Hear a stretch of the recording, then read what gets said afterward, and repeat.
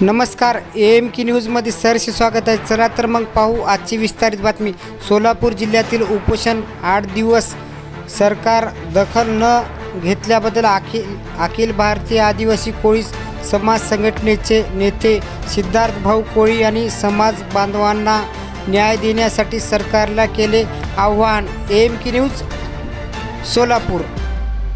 गेल्या 8 दिवसापासून उपोषण बसलेले माझे 5 बांधव आपण या ठिकाणी बघत आहोत। अखंड महाराष्ट्रातला प्रत्येक जिल्ह्यातून कोळी समाज या ठिकाणी सोलापूरच्या मार्गावर निघत आहे। लवकरच जर उपोषणाचा हा संपला नाही तर अख्खा महाराष्ट्र सोलापूर जिल्हा सोलापूर शहरामध्ये आल्याशिवाय राहणार नाही। कारण गेल्या कित्येक दिवसापासून फक्त व्हॉट्सअप फेसबुकवर ही माहिती गेल्यानंतर आता कुठं जिल्ह्यातून काही मोजके तोजके समाज बांधव या ठिकाणी येऊन भेट घेत आहेत। आंदोलनाची तीव्रता जास्तीत जास्त प्रमाणात वाढत चाललेली आहे। प्रशासनाने लवकर दखल घ्यावी आणि या कोळी समाजाची जी मागणी आहे, मागणी आमची दुसरी असं काही गैर नाही आहे। कायद्याच्या चाकोटीत बसून आमची मागणी आहे। आमच्यासाठी काय नवीन तरतूद करण्याची गरज नाही, आर्थिक बजेट करण्याची गरज नाही। जे आमचं आहे, आमच्या पूर्वजापासून जे आम्हाला न्यायिक हक्क आहे ते हक्क आम्हाला मिळवण्यासाठी आम्ही या ठिकाणी बसलोय। या भारत देशाला, या जगाला रामायण आणि महाभारताची शिकवण देणारा आमचं कोळी समाज आज या ठिकाणी शासनासमोर भीक मागण्याची वेळ आम्हाला आलेली आहे। तर आम्ही शासनाला एवढं सांगू इच्छितो की आमचा समाज फार संयमी शांत आहे। आमचा युवा नेता शरद कोळी गेल्या 8 दिवसापासून रात्रंदिवस या ठिकाणी आमच्या हे 5 पांडवांचा सांभाळ करत आहे। अख्खा महाराष्ट्रातला समाज या ठिकाणी हे चालू घडामोडी आपल्या नेत्राने बघून काय काय केलं पाहिजे, काय करावं लागणार आहे याची भूमिका त्या ठिकाणी मांडण्याचा प्रयत्न करत आहेत। आमचं म्हणणं एवढंच आहे की आता सध्याला येत्या 10 ते 15 तारखेला आम्हाला माहिती आचारसंहिता लागणार आहे।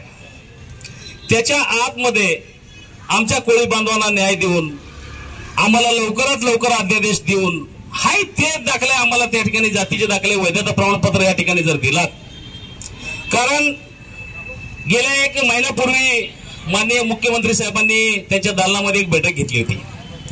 त्या बैठकीमध्ये माननीय मुख्यमंत्री साहेबांनी आमचे जे आदिवासी बांधव आहेत त्यांनाही बोलवलं, आम्हालाही बोलवलं। त्या ठिकाणी प्राध्यापक खानापुरे सरांनी चांगल्या पद्धतीनं सगळं मांडणी करत असताना विनाकारणच कोणतं मध्ये उठून आमच्या समाज बांधवांना हे बोगस आहेत अशी शब्द वापरलं। त्यामुळे समाज संयम असलेला संयमपणा सोडला आणि मीटिंग मध्ये गोंधळ झाला। असं करत करत आतापर्यंत आमच्या समाजाला या ठिकाणी आमच्या सवयीपासून आम्हाला या ठिकाणी दाबून ठेवण्यात आलेलं आहे। त्याला माहिती आहे हे संयम आहेत, काय तर भडकव बोललं भडकतात आणि त्या ठिकाणी गदारोळ होतो आणि हाय ते जे मुख्य मुद्दा जिथं आपल्याला गाठायचा आहे तेच विषय मुख्य राहून जात आहे। आता 1 तासापूर्वी आम्ही सर्वजण समाज बांधव एकत्रित वाल्मिकी जयंतीचं नियोजन करून सर्वजण मिळून या ठिकाणी येण्यासाठी तयारीत आम्ही त्या ठिकाणी मीटिंग घेतली होती। गणेश भैया यांच्या नेतृत्वाखाली मीटिंग चालू होती। अचानकच व्हॉट्सअपवर मेसेज आला की या ठिकाणी उपोषणाच्या ठिकाणी गोंधळ चालू आहे। आम्ही आहे ती मीटिंग ताबडतोब आटोपून या ठिकाणी आम्ही सगळे धावून आलो।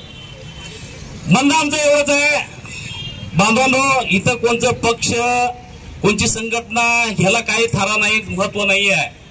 इथं समाजाला महत्व दिलं गेलेलं आहे। या ठिकाणी आम्ही गेल्या 3 दिवसापूर्वी हे जे महाराष्ट्रामध्ये चालू घडामोडी आहेत, जागोजागी आंदोलन चालू आहे, रास्ता रोको चालू आहे, आमरण उपोषण चालू आहे, जलसमाधी चालू आहे, या सर्व गोष्टीचा पूर्ण ड्राफ्ट तयार करून या महाराष्ट्राचे जे प्रभारी माननीय केंद्रीय मंत्री भूपेंद्रसिंह यादव साहेबांची भेट घेतली। सागर बंगल्यावर माननीय उपमुख्यमंत्री फडणवीस साहेबांच्या बंगल्यात त्यांची आम्ही भेट घेतली।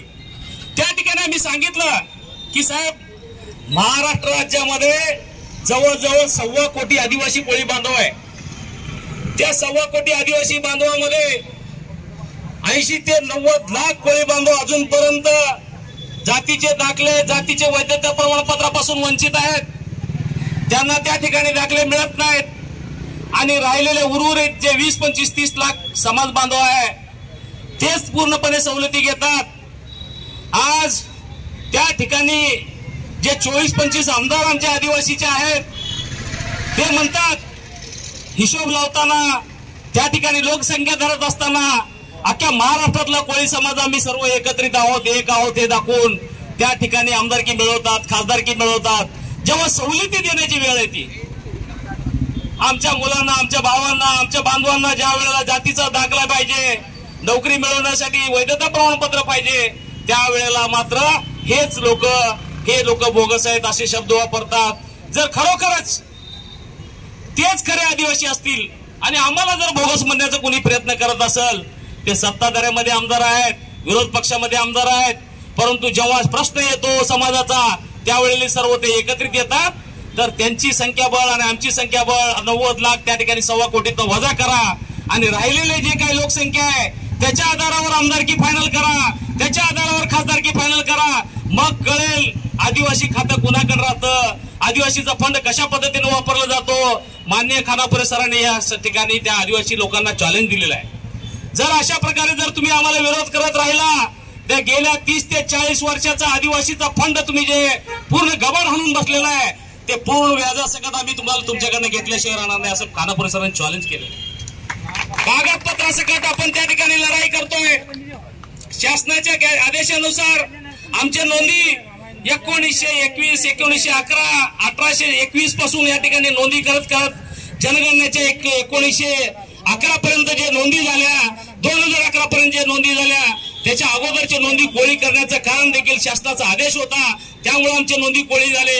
आता कुठं आमचे समाज बांधव शिकत सुशिक्षित होत आले तेव्हा आम्हाला महादेव कोळी लावलं पाहिजे, मल्हार कोळी लावले पाहिजे, टोकरे कोळी लावले पाहिजे, या गोष्टी आमच्या लक्षात